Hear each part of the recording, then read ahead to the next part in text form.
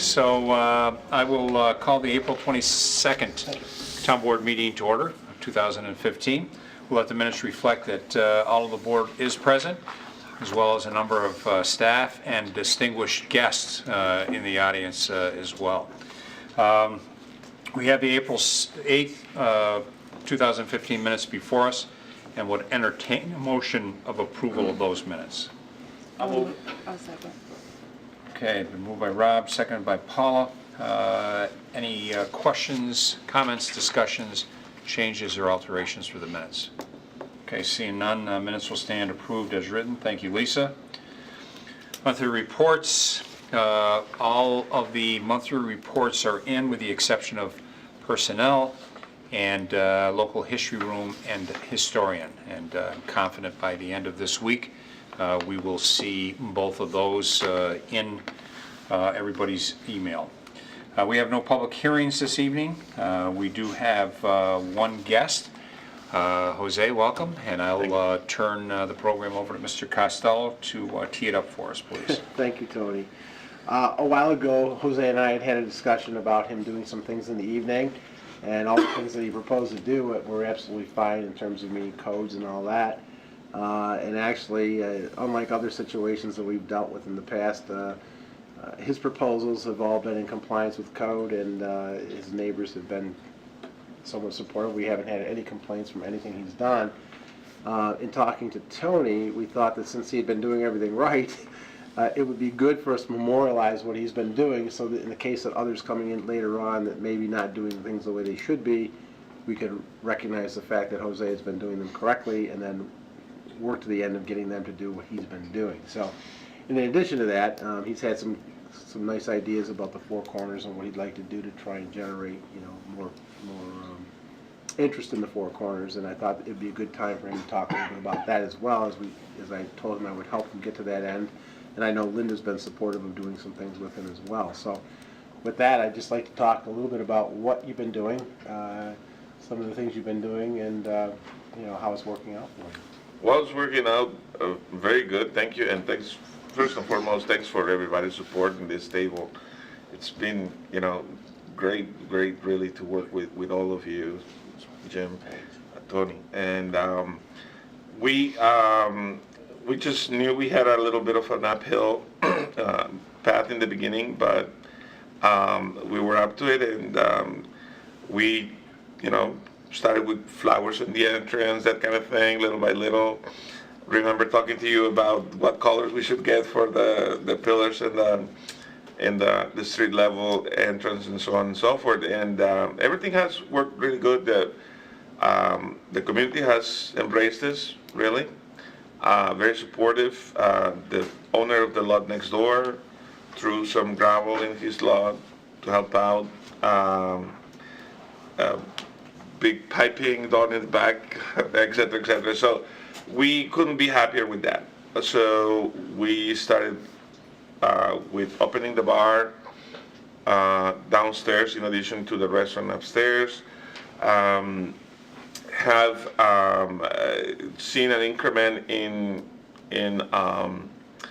revenues, in sales, in traffic, and that has allowed us to basically little by little grow the business to the point where now we have invited some guest musicians, sometimes solos, sometimes a band, all in-house, all within the premises, and invited people to join in. Many of them join in. We have a lot of regulars now that come from the neighborhoods and even towns nearby.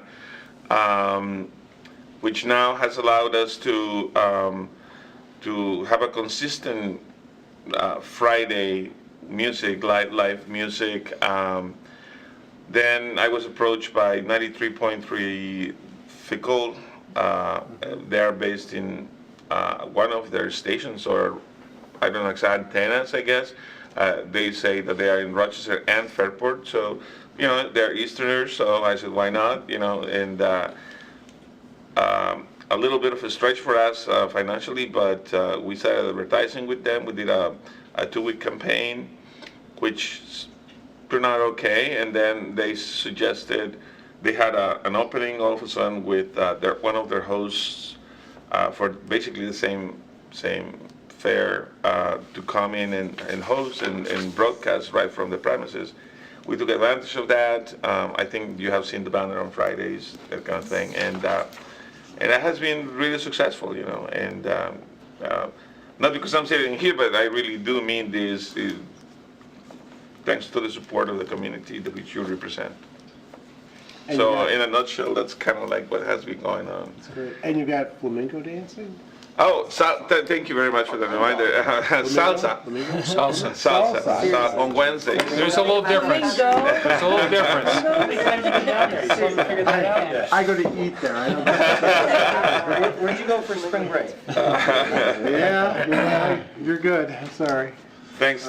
On Wednesdays, you know, we thought we started doing some salsa, so a lot of people really like to dance to tropical beat, and we found this one fellow who should be there in about 45 minutes to an hour, and every Wednesday night from 7 p.m. until about 9, depending, he just calls and he starts clapping his hands. He calls everybody that is in the bar that wants to dance, and he teaches them how to dance for about 2 hours. And people really, really like that, actually. You know, And that's free, right? I'm sorry, it's free of charge. Whomever wants to do it. Some people, he breaks it like in sections of 15, 20 minutes. So some folks do the first 15 minutes, take a break in the second set, and then they pick up on the third set. And some people just go to watch people, you know, and that's okay too, you know. So, and it was really good. People really have a lot of fun. They leave.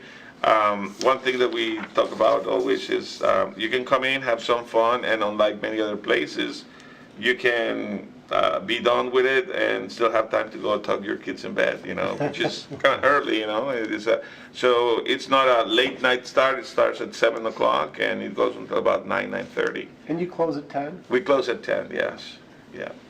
Want to tell about what you've done to the downstairs, though, opening it up a bit? Yeah, we opened it up a little bit, made it a little roomier. A lot of people said that it was good to dance, but they needed more elbow room. So with the help of actually one of my musicians, he helped out, turned out one of the walls and made it roomier. It's a lot more spacious, which really has changed the whole dynamic of the bar down there and made it a little more spacious. And you know, about the same amount of people, but definitely much more comfortable.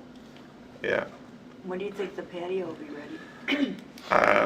Need to talk to my landlord. Where is the camera? But yeah, the landlord and I are talking about that, and it should be hopefully before Cinco de Mayo, which is May 5th. Yeah. Yeah, hopefully. If not, shortly after.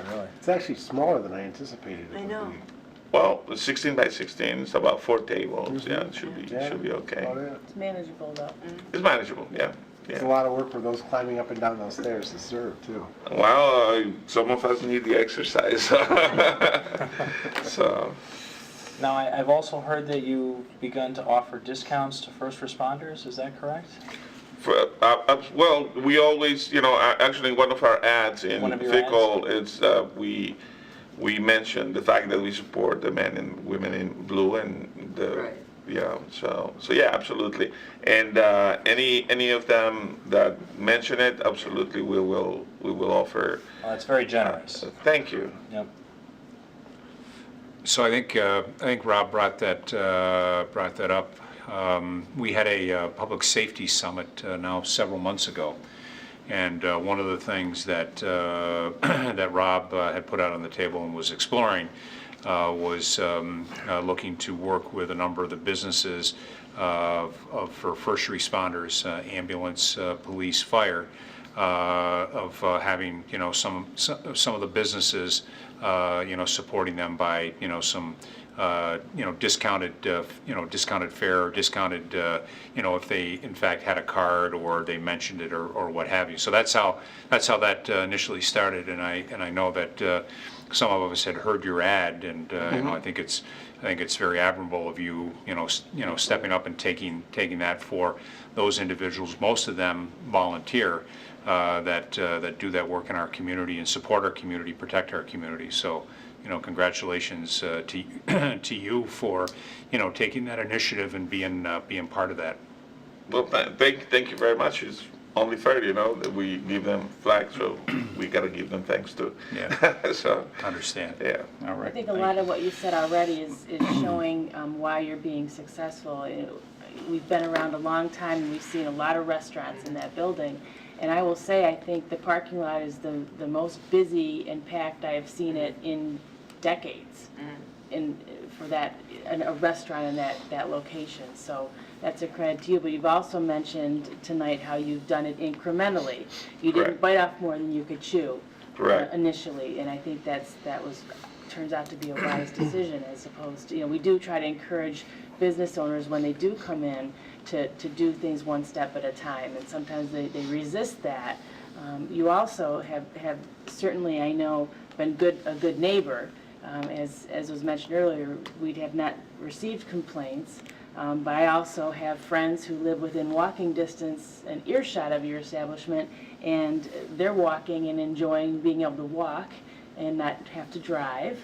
And so obviously you've certainly have fans right in your own neighborhood too, which is Well, that's good to hear. Thank you very much. That really appreciate it. And it's not that hard. You just, basically you just follow the lead of the leader and listen to what you have to do and just execute. Really, that's my very simple philosophy. and have some good food while you're at it. Well, yeah. That I cannot take the credit for. My wife definitely has all of it, so. So you want to throw out, just tell everybody, like in a synopsis, what we've talked about. I talked with Jim about your idea about exploring the 93.3 with other businesses. Yeah, well, the thing is, the folks at that station have been very, very cooperative and have great ideas, and we already are thinking about or talking about the possibility of extending the same kind of activity for the fall. They are not available in the summer. And one thing that I always heard on talking to Jim when I first started working here is the fact that the Four Corners is an important part of Penfield. And I'm like, there's a Japanese restaurant, there's a Chinese restaurant, there's a steakhouse or two, Italian, Mexican, Thai. We don't compete directly with each other, so why not in goodwill sit down all of us in one table and try to figure out a way to cooperate and talk about, with the assistance of the town hopefully, or any other organism that can be the referee, for lack of a better term, and help us get together in one table and cooperate to talk about the Four Corners as a destination. And maybe we can talk Fickle or any other station into hosting their happy hour at Itacate this Friday, at Baytowne next Friday, and so on and so forth, and talk about the Four Corners as a destination for not only people from Penfield, but also from the neighboring towns, which demographics have shown me they like my establishment, and I think many of the establishments around the Four Corners, mainly restaurants. I think it makes sense, and it makes sense not only from the awareness point of view, but also marketing strategies, and more importantly, it helps us significantly at not spending so much hard-earned cash. Sure. So like I was saying before we started the meeting, getting us all in one room at the same time might be, or in one email circle or whichever form, to start the conversation, you know. And I think there's some value to that. Definitely takes a lot of effort and convincing, I'm pretty sure, because most of us are very busy running our own businesses. But it might be worthwhile exploring at least, you know. So, that's really the extent of the idea. It's kind of right up the alley of Mr. Costello. I mean, that's, you know, part of his job and some of his duties and responsibilities as, you know, our business development director, you know, looking for ways to, you know, certainly attract businesses, but then equally important, retain businesses, you know, get them out there so that folks are aware of them. What are they doing? How can we get the community to support them? Because one of the things that I think this board realizes that, you know, healthy business makes for a healthy community, and you become a healthy business when folks visit your establishment and support your establishment. So there is that circle that you try to, you know, build and maintain, and then build stronger as you go through. So It can only help. yeah. So it sounds like some further conversations with yourself and Jim, and then certainly, you know, a number of the other establishments down in the Four Corners. I guess we're gonna have to get over together for lunch sometime, you know. I'm heartbroken. More than willing to. Okay. All right, board. Other questions for Jose? Any, you know, questions, concerns, any items, anything like that? Just appreciate your enthusiasm. Well, thank you. It's not hard when you have the support, so thank you very much. So Jim, will ask you to, you know, prepare a letter that will go out to Jose, kind of documenting the types of things that we spoke here, you know, about, you know, the dancing and the music internally, you know, those types of things, because again, that way we have it properly documented. And, you know, we vetted out, and one of the things that this board wanted to do, you know, within the Four Corners, you know, is certainly to stay in contact with the businesses, make sure that, you know, we're supporting, we know what's going on, certainly define some, you know, appropriate parameters so that gives you an opportunity to help grow your business, but also to make sure that you're good neighbors with the residents that are in and around the Four Corners as well. So thank you for your efforts in doing that, and giving us an update as to where you are with your business. Once again, thank you for all the support. Great. So Kaj, you'll get that out, and that'll be great. Okay. Thank you. Thanks. Good luck. Yep. That sounds like you and Jim will be talking about some other promotional opportunities. Absolutely. Okay. Very good. All right. We'll move on to action items, law and finance, Baytowne Plaza property transfers. Mr. Valentine. Yes, excuse me, thank you, Mr. Supervisor. Passing around a sheet, kind of highlighted, it's just kind of hard to see the small areas that are proposed to be transferred. But as part of the overall package, when the rezoning happened and then when the planning board went ahead with the approval for the Baytowne expansion, the need for, and I've highlighted them in green, are the areas that the town would transfer back to the DeMarco Group, and then orange is the piece that they would transfer to the town. So it's kind of a split of that. The green pieces were the original stubs at the end of the road. They're still there today, little curb cuts that was meant for the original extension of Seabury Boulevard and the loop around for the residential homes in that area. With the new development, those are no longer needed, so that gutter will go straight through. Those things will be taken out, so those little bump outs that are there now will be transferred back to the DeMarco Group and on to Walmart or whoever ends up being the tenant for that. The small little orange piece, when they come in and realign that driveway to make that a separate entrance access point to the residential area, comes to more of a T, and I have a bigger map if the board would like to kind of see that in whole. But it comes in, the plaza entrance will turn slightly, and then that'll be a separate thing, so the straight in or the looped path goes into the plaza in lieu of going straight back or discouraging plaza, shoppers from going into the residential area. So that's a small little transfer of what would be the orange piece would come to the town to make new right-of-way in that area, and then the 2 small little green pieces would be transferred back to the DeMarco group. Okay. So I need hopefully the support of the board to go ahead with a resolution to move ahead on that. We'll have to get appraisals of what the value of those properties are. I spoke with council and spoke with the supervisor about that. And then we'll have to do a 30-day permissive referendum on those pieces, once we establish that value, and then have a resolution to move ahead with that. Okay. Board, any concerns? No, this Pretty is straightforward, right? A predictable step at this point.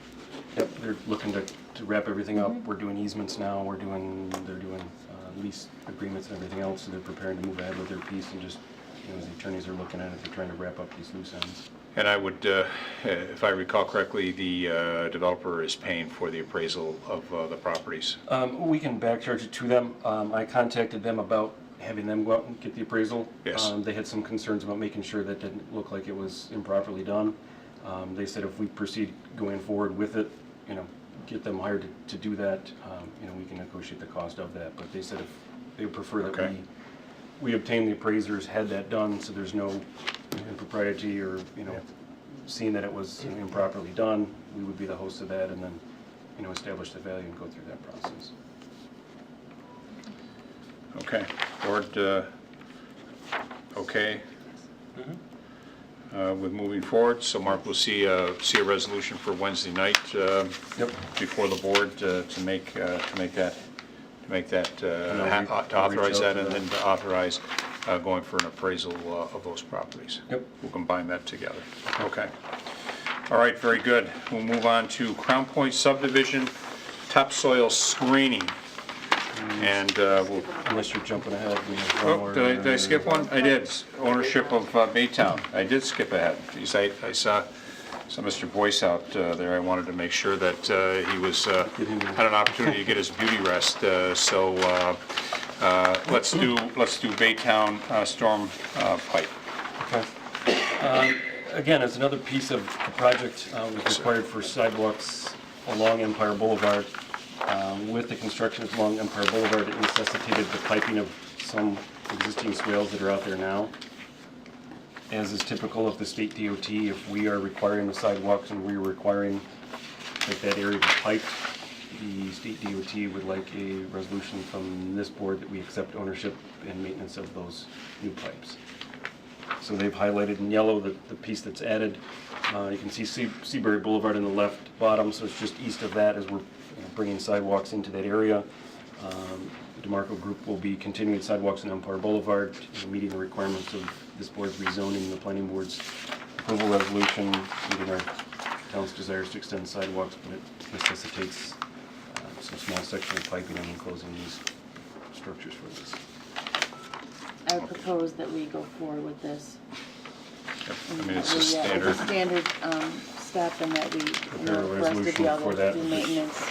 And that's a requirement of the So it's, DeMarco groups to get their DOT permits to get that resolution. and it's consistent with what state DOT requires in any and all areas that has a state dedicated road. So, okay, so you'll do a resolution for that as well?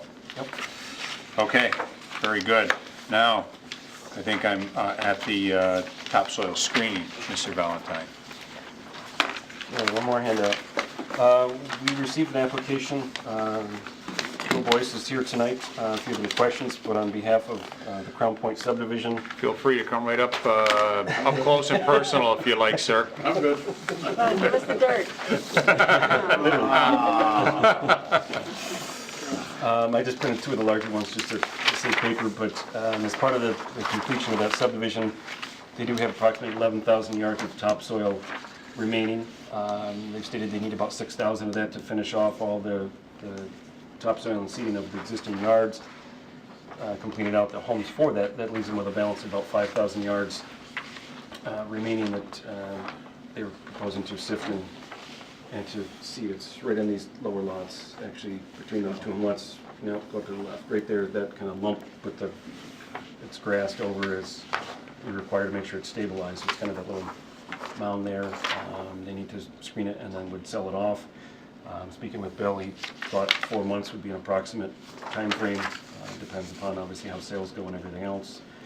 I talked to him about, making sure that it's not dusty and spreading through the neighborhood.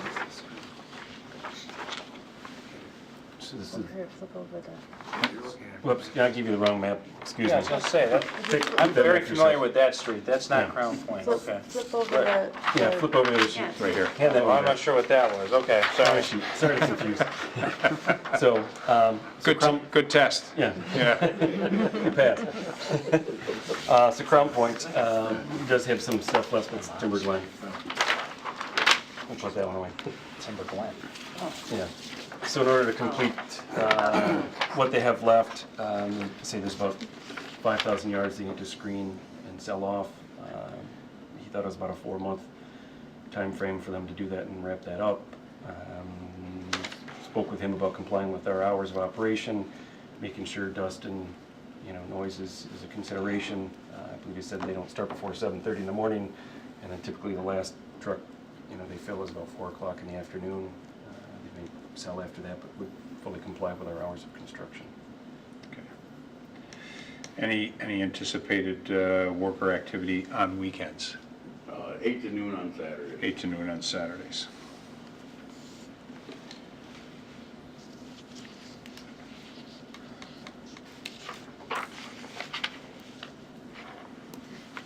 Okay. Board was supportive. We'll have him fill out the topsoil. Yep. sales Board application. We'll pick the questions, fee amount. comments, concerns? Any of these neighbors aware that this is gonna be happening? Not that I know of, no. So it's a little remote from where the neighbors are. Currently are today. Currently, it's closer to Shoecraft Drive. It's not within it, as I showed with Timberline, it wasn't between homes. And the If you go out access is there- off the. The access site, is, technically. Because this map doesn't really give you any no, perception. I Okay. tried to print a map and unfortunately printed the wrong one. It would have to access. That's why you got a couple of those other guys up there can do that hard stuff for you. That's what we hired them for, and Yeah. unfortunately, I took the task on myself.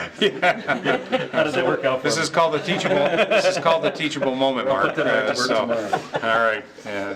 So what are the hours of the permit then? I mean, typically, we have them, between what our construction hours are, 7 to 7, Monday to Friday, 8 to 4 on Saturdays. Mr. Boyce, who's the one that will actually be doing the work, said he would be less hours than that. Typically, they start up at 7:30. He said typically the last truck, 4 Yeah, o'clock-ish. usually we try to get all the trucks out of subdivision between 7:30 and 4. That way when the kids come home or people come home, we're pretty well done. He may be there screening, but the trucks through the track will be done. So missing those kind of evening hours and stuff like that, where I think you get, most complaints of people being home or trucks on the road or, through that. Okay. Okay. Everybody good? Yeah. Any other? All right. So we'll get a permit filled out and move forward with that. Okay. All right. Thank you very much. Great. Thank you. Okay, this brings us to the three amigos that I'll invite to the table. Right, and we have +1, three amigos +1. So our DPW and engineering gang will spend a couple of minutes here chatting about an item we spoke about here earlier. I guess it was last week now. So we'll let the gang jump in. Okay, thank you. We're here to talk about this, the salt spreader storage project. The current condition, as you all know, the salt spreaders are hung from a homemade above gantry system. There has been no weight capacity calculation to that. It was just welded together and with Thanks, a Rick. good intention. And to get the spreaders off the trucks, the employees are required to climb onto the trucks, hook up chains which haven't been rated, and lift the boxes and then pull the trucks out from under the spreaders. And there they sit for the for the summer months. The required scope of this project is to develop a salter storage system. It's engineered and constructed to provide a certifiable weight capacity sufficient to safely store the empty spreaders and reduce the risk for employee injury to the maximum extent that's practical. Did this come from your safety committee? Is this something? Yes, and also DPW. You're the chair of that safety committee, no? Yes, so it's been on the Safety Risk Management Committee agenda for some time, and also DPW's minds, and it's just culminating now. And so we with the help of Alloy Material Handling, which is a local company, they do shelving for industrial and commercial facilities. We developed what this is alternate number 1. And it basically utilizes lower portions of the current overhead system, which are these, this is looking at it in elevation, these yellow posts are the old posts of the system, and then developing a superstructure on top of it, which resembles basically a table. So this is the strengths of the materials and the sections that are needed have been certified by an engineer. So we know that this meets the strength, the certifiable strength capacity requirements. And it has the size and the length to store our current 25 spreaders. Yeah, 25. And with some additional room up to about 32. So what you have here is the budget for this, labor and material, for the actual structure, modifying the current spreaders to receive forks from the loader, and the specialized loader forks is $175,000. This won't require then the spreaders to be lifted from above. They'll be taken out of the truck with the front end loader and then placed on this, basically a table. There's a $6,500 scrap metal credit, so the budget ends up being $168,500. We've also discussed developing a second alternative in this bid package that allows the bidder to come up with how they would do this if we're missing something, or they feel they may have a better way of doing it. But with the whole idea and scope is it has to meet, it has to be constructed and engineered, certified, and must meet the requirement that it reduces the risk of injury. So that's what we're here for tonight. Have I missed that? No, I think you covered No, that. the other thing I want to add to Mark's comments is during winter months, there's times when we have a lull. I don't know if anybody can believe that with last winter, but every now and then we have like a week or 2 weeks of when, we're not actually out plowing or salting. The problem we have is that we have to lift those sanders off of the trucks in order to utilize the trucks to do other jobs. We like to do, when we have those, slow times, is go out and trim, start to cut back some of the roadside hazards, pick up branches, that type of stuff. And without the trucks being available for us to do that, that work doesn't get done because it's very cumbersome to put them on and take them off. In addition, it's a safety risk in terms of climbing up on ladders, having the dump body actually tilted at about a 40-degree angle, and people hanging from ladders to uncouple and couple up the sander racks. The proposal or principle of what we're trying to do here is, if you've ever seen the docking stations at a boat launch, where they put boats in the cold storage. It's a fork process in which the forks actually come in, lift the box up or lift the boat up, actually, and set it into a cradle. That's the concept that we're trying to get here and get away from human intervention as much as possible, and being able to increase our productivity by being able to use those vehicles more regularly without having to go through the difficulty of taking them off and putting them on. So this has been an ongoing problem. We've seen a number of injuries associated with climbing ladders, slipping off of trucks, pulls, strains. We just had one about a month ago where an individual slipped off the side of the truck and pulled his hamstring. Fortunately for him, that's all he pulled. But you know, those injuries and accidents are there all the time when we're dealing with this old system that we have right now. So, Ronnie, Mark, can we just ask a naive question? Why is it critical to have these up above? You know, Ronnie, you just talked about a fork system like with a boat, and I've seen that many times before. So why could we not put these on the ground or on some type of platform on the ground and just use a fork when they're needed to go pick them up, raise them to an appropriate level, and put them on a truck? And that's our proposal. Yeah, that's what we'll be doing there. Yeah, I'm Yeah. sorry if I Get away didn't from make that hanging clear. No, I thought that was No, they're just gonna rest right on. Basically, you guys were chatting in the corner there, but this basically resembles, it's open from above, but it actually resembles a table. How far off the ground? About 3 feet. Okay. 3 to 4 feet. Just high enough to get the spinner off the ground, you know, so maybe end up being 4 feet, let's say. But, you know. So the, you know, the racking, you know, so on the bottom elevation there, the current racking, what they're gonna do is they're gonna go in and actually cut that.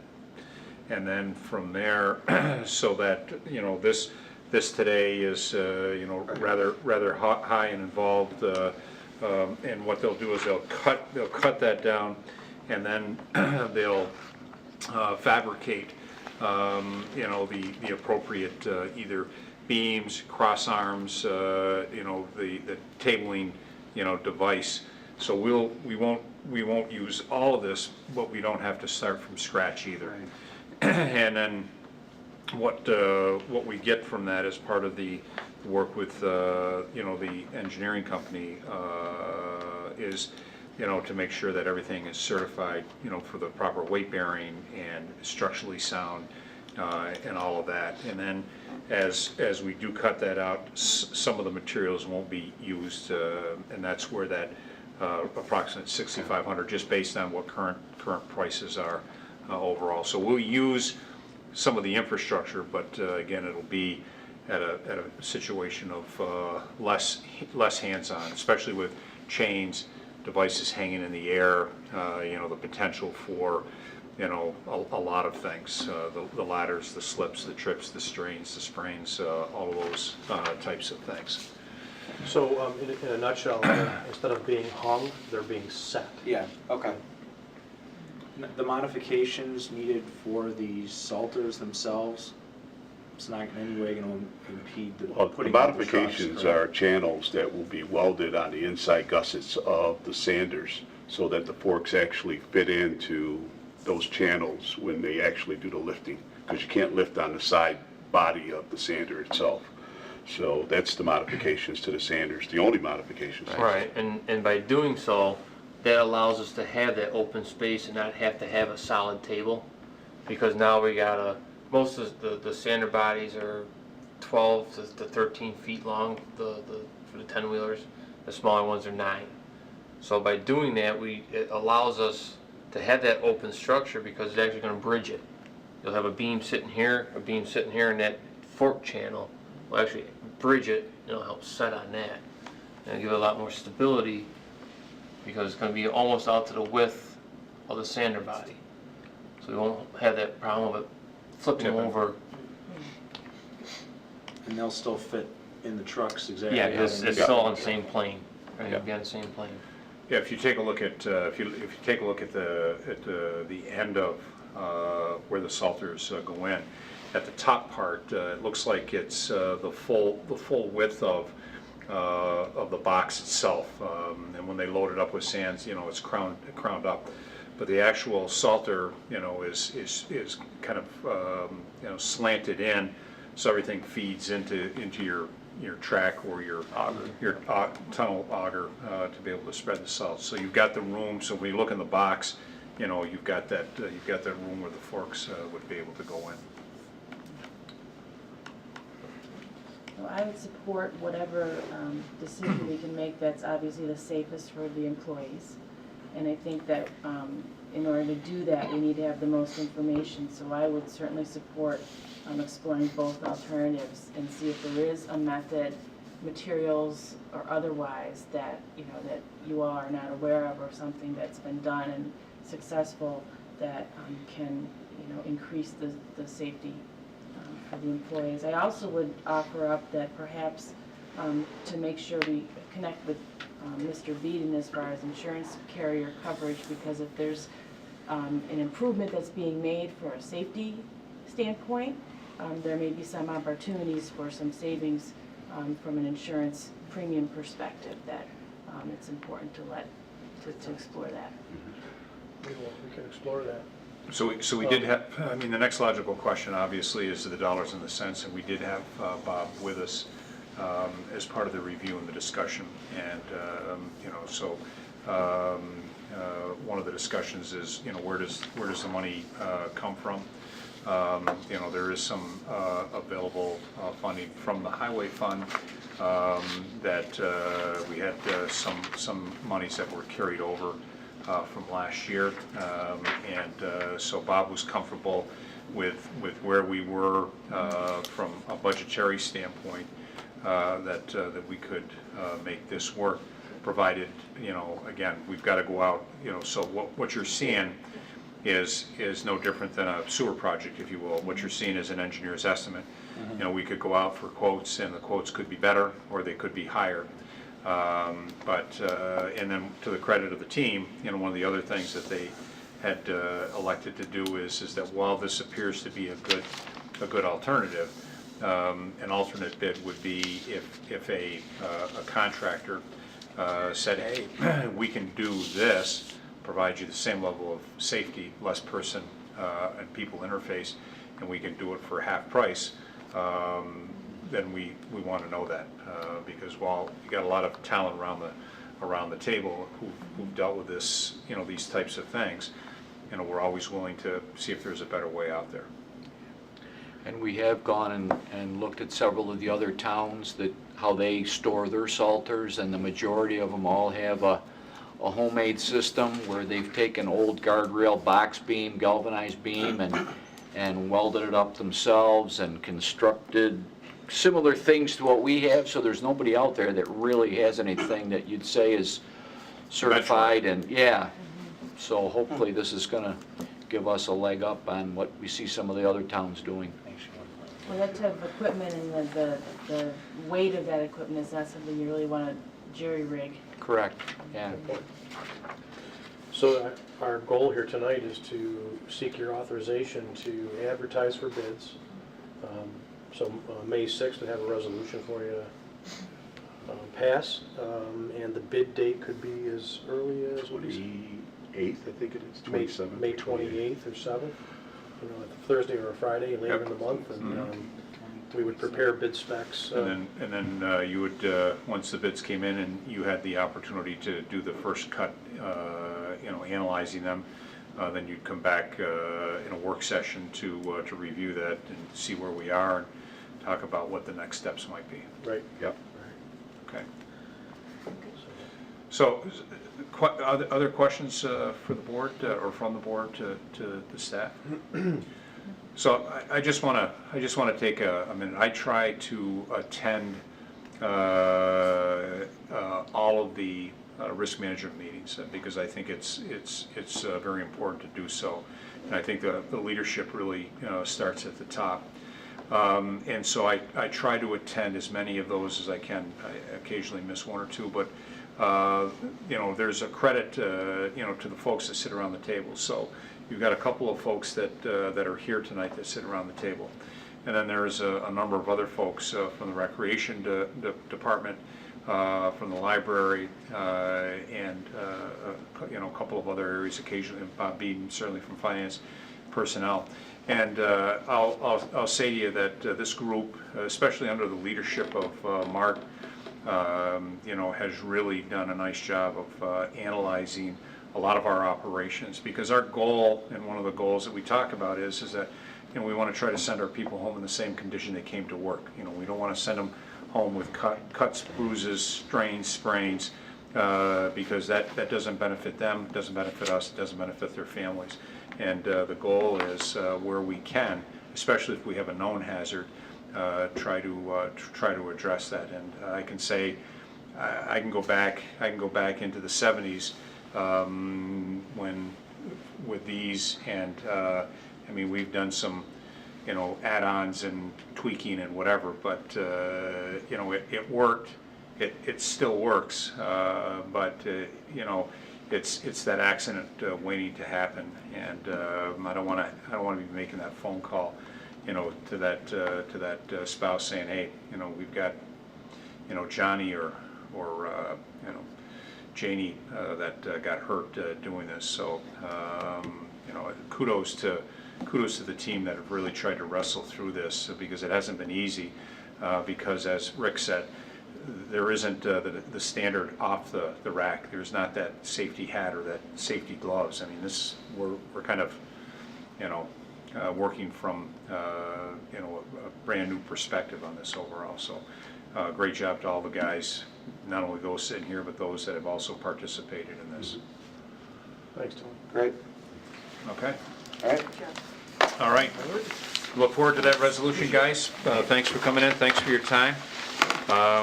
There are no other items on the agenda this evening. So that being the case, this meeting is adjourned at 7:46 p.m. Wow. Thank you. Very good.